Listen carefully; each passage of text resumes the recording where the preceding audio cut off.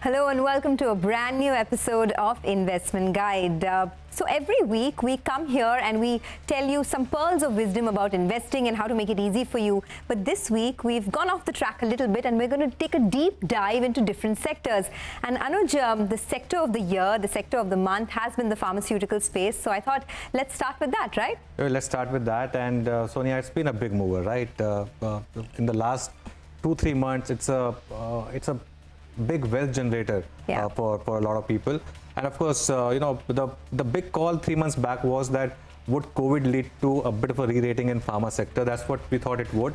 In fact, that was your call that you had made about 3 or 4 months back, if I'm not wrong. I mean, it was, everyone saw it coming, I guess, but to stick your neck out and to give that call, you think the best is over? Pharma always had value. It's just that it needed a trigger. I think the trigger came in form of COVID. It put behind a 4 or 5 year bear market. So that's what you want to understand, right? Is it over? Was it just a 3-month, 6-month pop, or could there be more? So let's do one thing. Let's start CNBC TV 18 Investment Guide.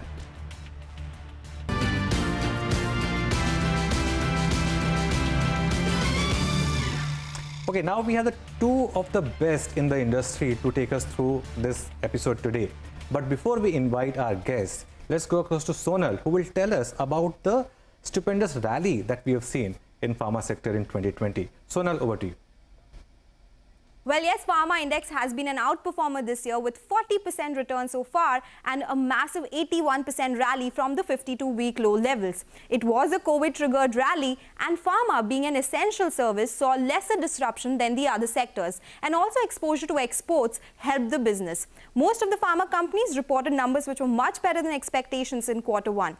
Additionally, the China disruption and new performance-linked incentive increased the API sourcing from Indian companies. Stocks have seen big moves in this year and from the 52-week low levels as well. Well, Auto Pharma, that has seen the biggest jump. It's up around 190%, followed by Cipla. But let's talk about valuations then. While Auto, despite the big move, is trading cheapest at 13 times, Biocon at 40 times does not seem to be very reasonable.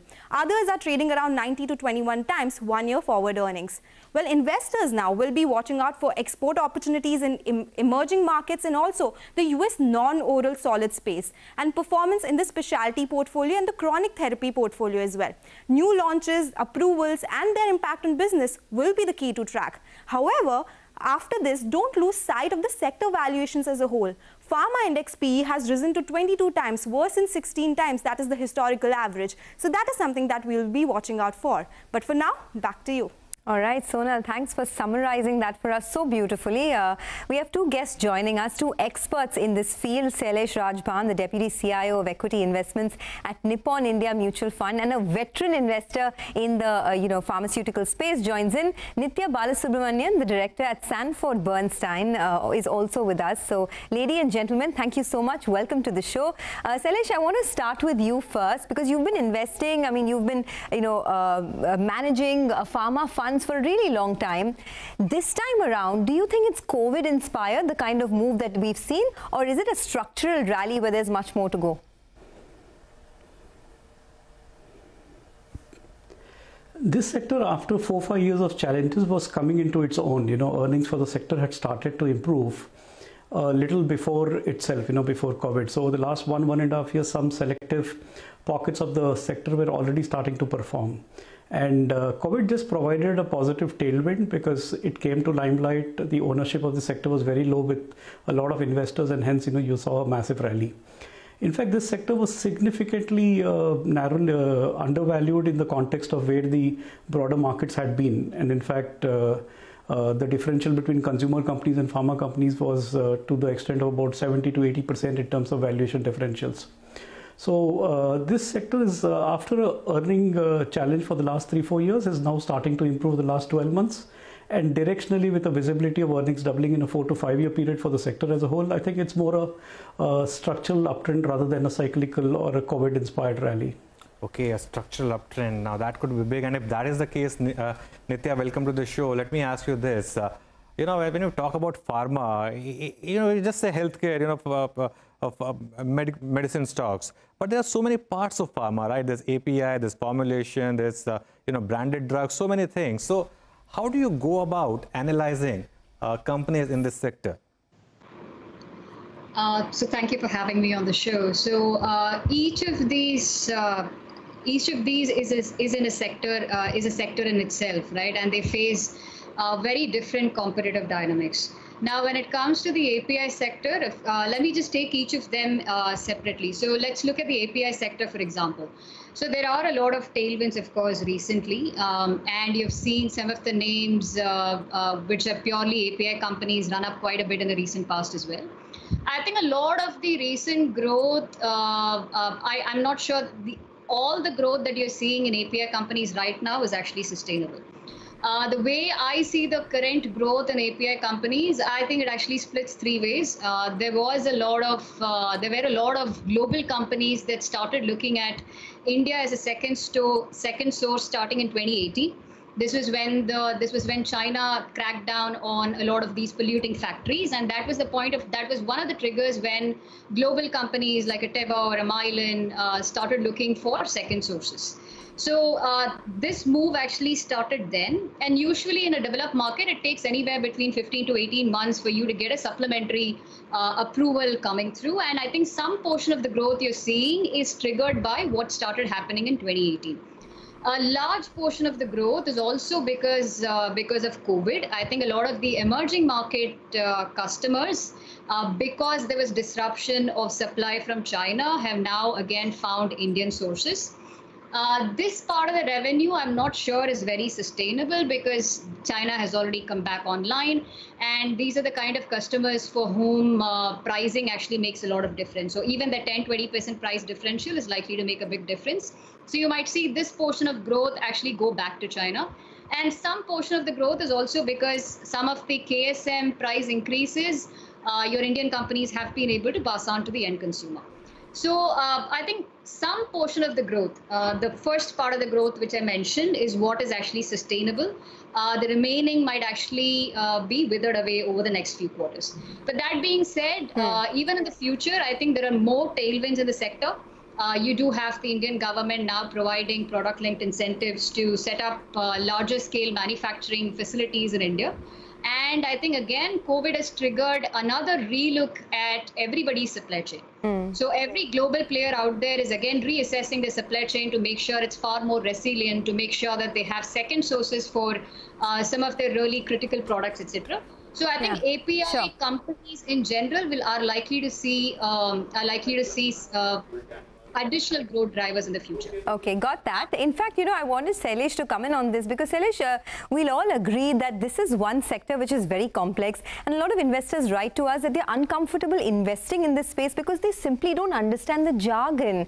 There's API, there's ANDA, there's CRAMS, you name it and there's an acronym, right? So how do you go about picking a pharma company and identifying the right pharma business? See, at the core level, the sector is fairly simple. Like every business, it has its own economic and profit characteristics. So the whole idea here is to capture the right, what is the right profit share for a particular company? What is the kind of profit potential each company or each category has?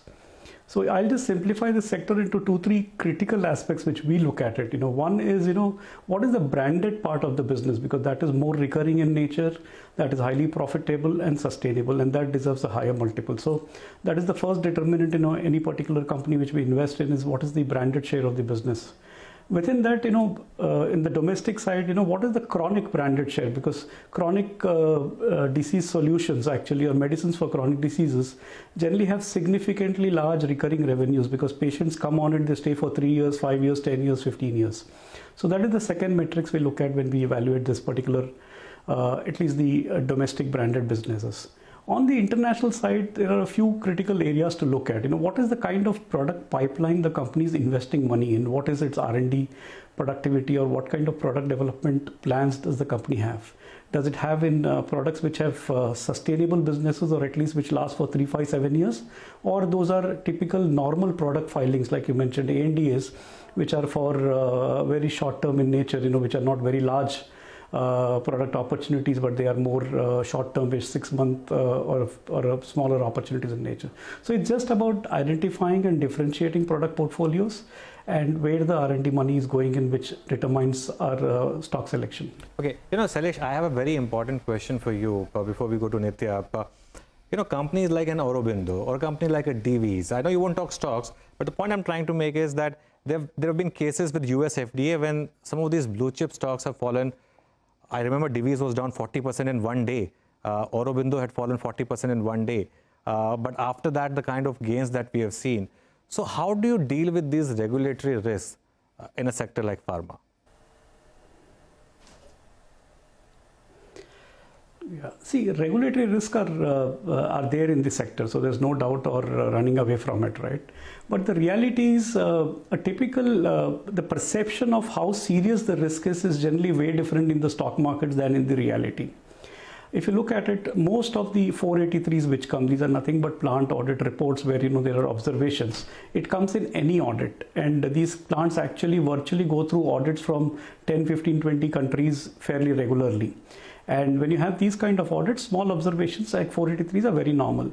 It is just that the degree of those 483s which can impact business, whether it is serious in nature to be escalated to warning letters, whether it is serious in nature to go into import alerts, only then they start becoming important determinants or lose a lot of value.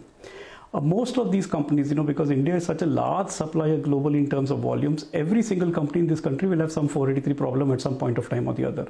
So it is more a part of the business, and these companies now have diversified plants so that they are not necessarily impacted on production and several other aspects. They have various other strategies to see to it that they are not impacted very badly because of this. Also, a lot of areas where 483 was coming was more process driven. It's actually a process driven procedure. If you follow the procedures right, you don't end up getting 483s. So the gaps in processes were in terms of data capture, and they could easily be eliminated by putting in right technology. So a lot of companies have invested $10-20 million each one of them only in automating data capture and all that. Okay. So I think this is more I would say a overhyped problem in the stock market than in the real business. It's a very normal business operating challenge which companies will have to face. Okay, got that.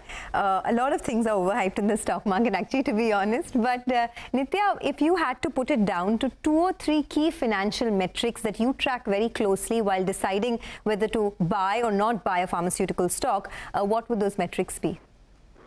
So if you look at valuations in this sector, they're actually very tightly tied to EPS. You just go back 10 years, you'll see very high correlation. So EPS and EPS growth is obviously something that's very important to look at.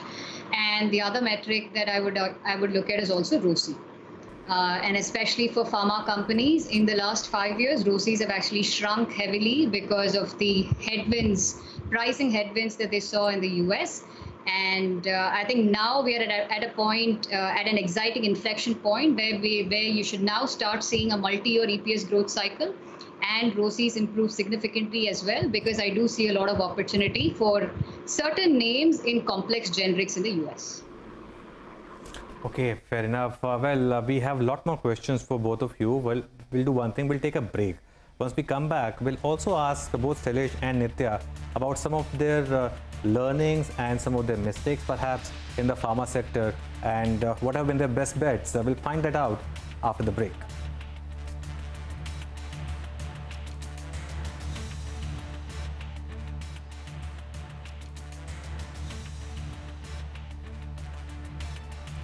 Welcome back. You're watching CNBC TV 18 Investment Guide. We are discussing what has been easily the sector of the year, pharmaceuticals.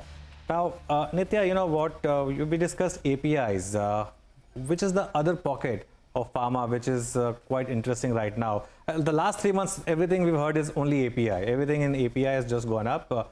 But what's the next subsector within pharma that we should keep an eye on? I think large cap pharma is again very interesting. I think Shailesh mentioned earlier that this is the sector that has seen a sharp derating in the last 3-4 years. And that's largely due to a lot of pricing headwinds that came through in the US. So a lot of the opportunities that pharma companies used to chase in the US are what I call simple generics, or easy to make products, and a classic cycle played through. It was very interesting for a while, and then too many competitors entered. There was too much capacities, and price erosion started playing out. But now I think in the future, I see a fairly large $22 billion opportunity in complex generics. These are products which are very, very difficult to copy and make. Some examples being respiratory inhalers or long-acting depot injections. So there are $22 billion worth of brands that are coming off patent in the future. And this is a very interesting opportunity because this now gives pharma companies access to a far more sustainable profit pool. I think the biggest difference between simple generics and complex generics is the sustainability of the profit pool.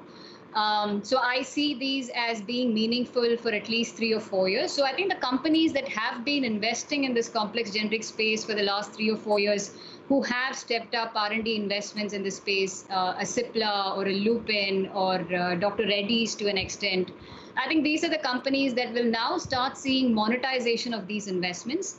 And through this, I think ROCEs will start improving sharply in the US. The other portion of the business which remains very meaningful for most of the names I cover is the India domestic formulation market. I firmly believe that the market will continue to grow at double digit for the next 3-4 years, regulations notwithstanding. But I think some of the larger companies which have established presence in a lot of chronic therapies, the ones that have a lot of large brands in the portfolio, the ones that have the right doctor coverage and the right productivity, these are the companies that will continue to outperform the market. And again, amongst the companies I cover, I would actually rate Sun, Cipla, and Lupin as having a very strong commercial execution muscle and an ability to continue to outperform the market. So I think relatively speaking, I would say large cap pharma is now at an inflection point where you should now start seeing a re-rating in the sector. Okay, all right. So just to paraphrase what you said, complex generics is one space where you see a lot of the companies that have invested in it, they could perhaps monetize it going forward. So the names you mentioned, Lupin, Cipla, Dr. Reddy's, and the domestic formulations business is something that could grow. Shailesh, you know, someone rightly once said that the pharma space is one which has landmines and gold mines. As an investor, if you want to avoid these landmines, what would your, your advice be, or your pearls of wisdom be?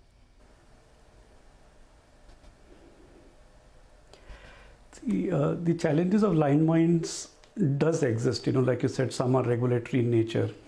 The only way to handle all this is, invest in companies which are far more diversified in nature. So then what happens is they are not single trick or, single product companies. So that is one space. Once you have a broader portfolio, say the larger companies in India have a broader portfolio there, and they have an ability to bring in about 1,500 crore, 2,000 crore worth of investment in new product development, it automatically diversifies and de-risks the business model. So one-off event or a single plant dependence or a single product dependence reduces dramatically. If you have a regulatory issue on a single product, which is the most important product for the company, you actually end up sustainably losing a lot of value. So that is one critical area to look out for. Okay, Shailesh, I want to know, so you've been investing in pharma stock for so many years. What's been your best buy? Something which has really, thrilled you, or give us some nice anecdotes. Interestingly, over this 16 years of journey, we've seen a lot of companies. Actually, the sector was very small when about 15, 16 years back, where, size of companies were 500, 600 crores in revenues and, pretty subscale at that point of time.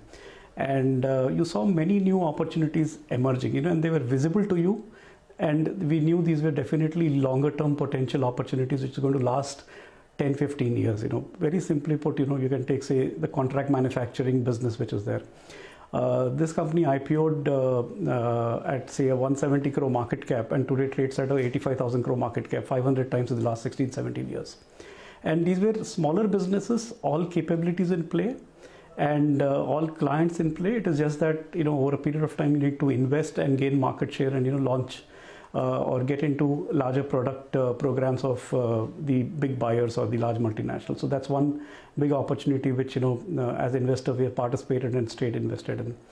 You've also had many such businesses, especially say in the domestic side. Thyroid was a problem in India and everybody knew it. The problem was diagnostics. Cost of treatment was 1 rupee a day. It's a chronic problem. The whole size of the market was just 200 crores divided into 2 brands in India about 7-8 years back. and two brands with nearly 50% market share, each was close to 100 crores. And the incidence of thyroid and with greater diagnostics happening, you are finding that it's like as chronic a problem as anything else in India. And those brands have now, each of them would have become 200-250 crore brands in a period of just 5-6 years, and could have a journey, because very difficult to dislodge those kind of chronic brands in India. So they could well be 500 crore brands. Each one of them could be that sizes in the next few years. Similarly, you've come across many such opportunities, very small. They just compound as more patients get enrolled. And the large size of India's population itself is we've got 27 crore people over the age of 50 years in India. That itself creates a very large market, because people over the age of 50 are far greater consumers of pharmaceuticals than people under the age of 50. So that market is continuously growing much faster than the overall broader market. And if you are in right therapies and all that, you just kind of compound for decades here. I mean, compound for 10, 15, 20 years here. The first stock, of course, Shailesh won't name them, that Shailesh is referring to, I think, is Divi's Labs. And I would say that in 2003, I started my professional career. And that was the year I saw the IPO of Divi's and the journey of that stock. Yeah. You just have to see the stock price behavior of Divi's Labs. And that's what tells you, on a day when it fell 40%, you could have said, oh, it's down 40%. But look at the journey and the kind of money it's made. Absolutely. All right. So if we still have some time, Nitya, final word from your end. I mean, we started this discussion by Shailesh telling us that this is a structural story in the pharma space. Do you concur, or do you think that the best of the good news is already in the price of these stocks? No, I actually believe in what Shailesh was referring to as well. You had started seeing earnings upgrade happen even before the COVID crisis hit the market. I think pharma is in for a multi-year EPS growth cycle, and I think we are now in the part of the up cycle. And I think that will be driven by one complex generic opportunity after the other materializing in the US, supported by steady growth in the India market as well.